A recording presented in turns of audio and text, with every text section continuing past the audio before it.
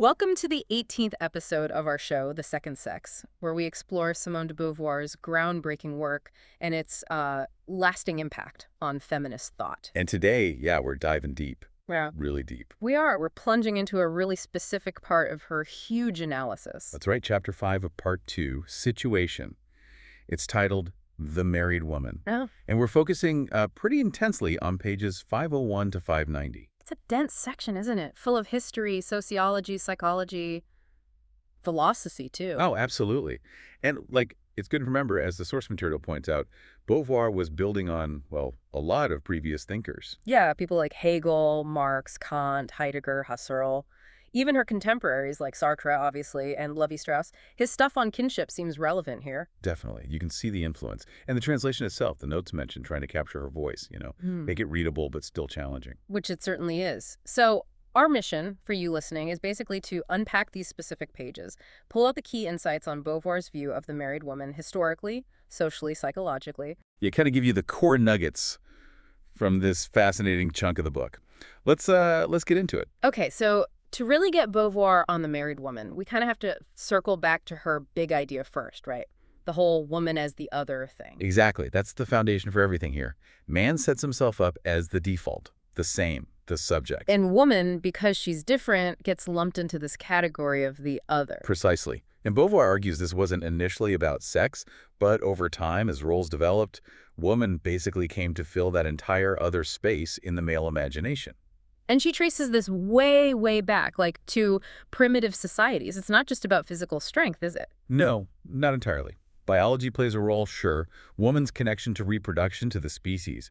But Beauvoir argues humanity defines itself by trying to escape pure biology. Through tools, projects? Right. Man uses tools, transcends the immediate struggle for life, creates value, forges a future. Woman, in this view, remains more tied to the body, to immanence, almost like a part of nature. So man subjugates nature, and woman along with it, because she represents that biological tie. That's the argument.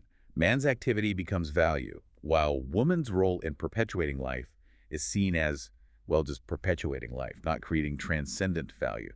This sets the stage for how marriage develops. Okay, so that othering leads into the historical structures of marriage. Exactly. Think about patriarchal societies emerging, often alongside private property. Suddenly, knowing who your heirs are becomes, super important. For passing down land, wealth, whatever. Right. And that, Beauvoir argues, is a major root of controlling women's sexuality. Marriage often involved buying a wife or exchanging goods. She became property. And the demand for chastity, for fidelity, it's about ensuring the kids are legitimate. Primarily, yes. It wasn't just morality, it was property law, basically.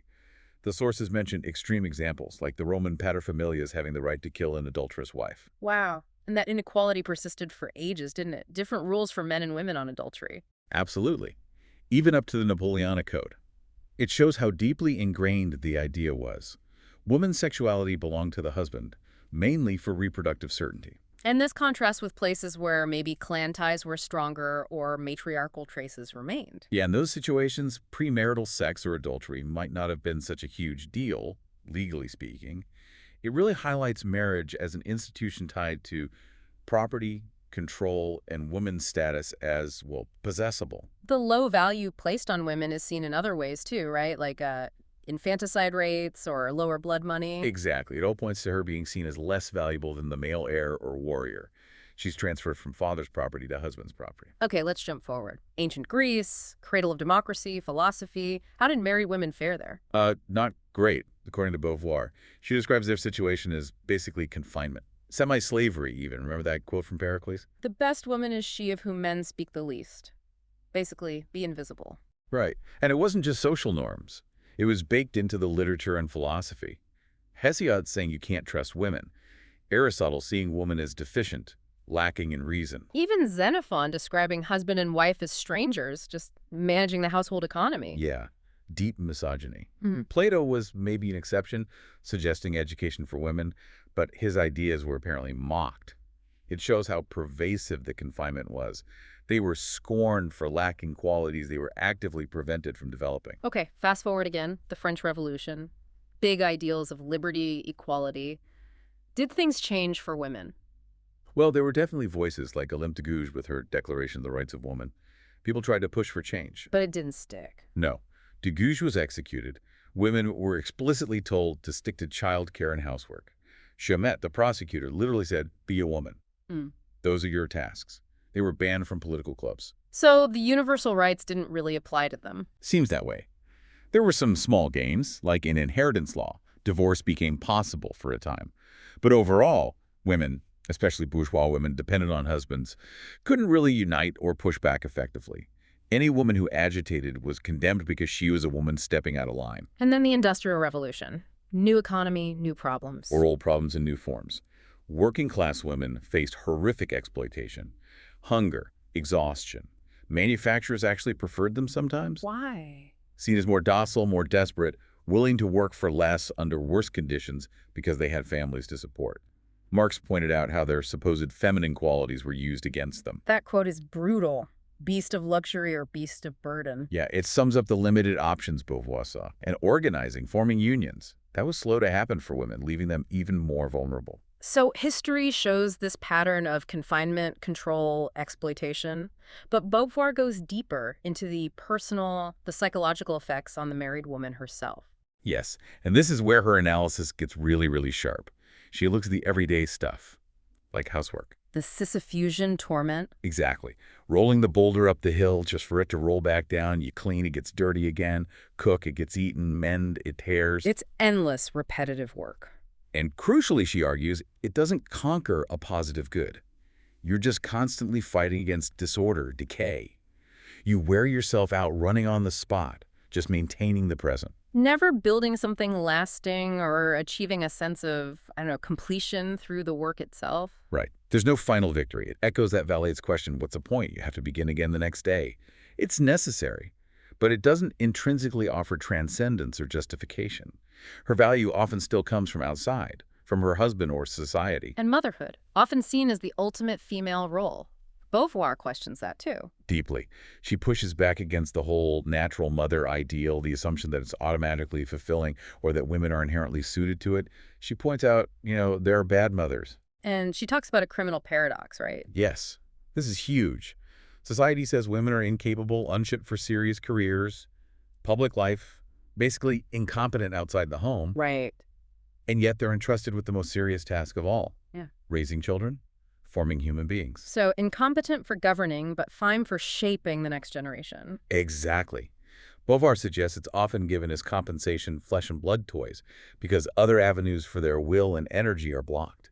And this confinement doesn't necessarily make for better mothers. It can lead to frustration, neurosis, trying to live through the child, stuff psychoanalysis was exploring too. And adolescence becomes this really critical, painful time for girls. A huge crisis point. Before, she might have felt, like herself an individual, but now society pressures her to accept being an object, something passive, desirable to men. That conflict sounds intense. How will I decide to become the inessential? How will I renounce myself? Yeah, it's agonizing. She's torn between her own drive to be active, free, a subject, and this massive pressure to become the other. It gives that awkward age a really bitter flavor, Beauvoir says. She often lacks the physical confidence boys gain, making rebellion feel harder. The world seems set without her input. And her body becomes this thing to be looked at. Yes, education, fashion, it all encourages her to see her body as an object for others. Puberty makes this real. Her body is now seen as passive, desirable. This can lead to weird psychological splits, feeling detached from her own body. And this focus on the body, plus the demand for purity, leads to hypocrisy and shame. Absolutely. The source calls it the constraint of hypocrisy. You're supposed to be pure, innocent, just as you're discovering powerful sexual feelings, shielded from bad things outside but dealing with them inside. Creates a real internal conflict. Definitely. Secret explorations versus public innocence. It can lead to feeling defiant, but also guilty, ashamed, inhibitions later on. Womanhood arrives wrapped in shame and remorse, often. This seems to feed into how women approach relationships too, seeking an ideal man. Yeah, often older, established, someone powerful. If your value comes from being the other, you might try to attach yourself to a strong subject to gain worth and splendor through him. It's partly narcissism, cherishing an image of herself, but also looking outward for validation. That quote is striking. I would like giants, and all I find is men. Right. It sets up this impossible standard.